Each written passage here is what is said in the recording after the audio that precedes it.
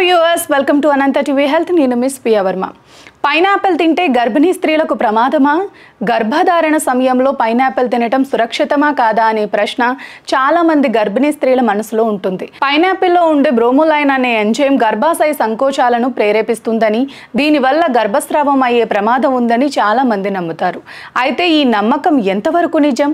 Pineapple గురించి తెలుసుకోవాల్సిన విషయాలు: పైనాపిల్లో బ్రోమోలైన్ అనే ఎంజైమ్ ఉంటుంది. ఇది మాంసాన్ని కరిగించే గుణం కలిగి ఉంటుంది. కొంతమంది ఈ ఎంజైమ్ గర్భాశయ కణజాలాన్ని కూడా కరిగించవచ్చు అని భావిస్తారు. పైనాపిల్ తినడం వల్ల గర్భస్రావం అయ్యే అవకాశం ఉందనే నమ్మకాన్ని శాస్త్రీయ ఆధారాలు చాలా తక్కువ. బ్రోమోలైన్ గర్భాశయ సంకోచాలను ప్రేరేపించవచ్చు అనేది నిజమే. కానీ పైనాపిల్లో ఉండే బ్రోమోలైన్ మొత్తం గర్భాశయాన్ని సంకోచింపజేయడానికి సరిపోదు. గర్భస్రావానికి అనేక కారణాలు ఉంటాయి. వీటిలో హార్మోన్ల అసమతుల్యత, జన్యుపరమైన లోపాలు, గర్భాశయ సంక్రమణలు మొదలైనవి ఉన్నాయి. అసలు నిపుణులు దీని మీద ఏం చెబుతున్నారు?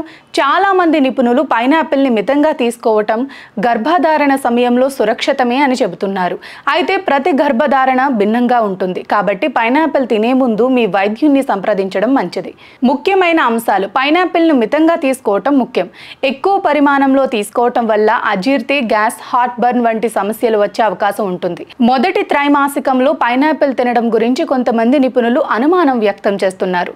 ఎందుకంటే ఈ సమయంలో గర్భం బలహీనంగా ఉంటుంది.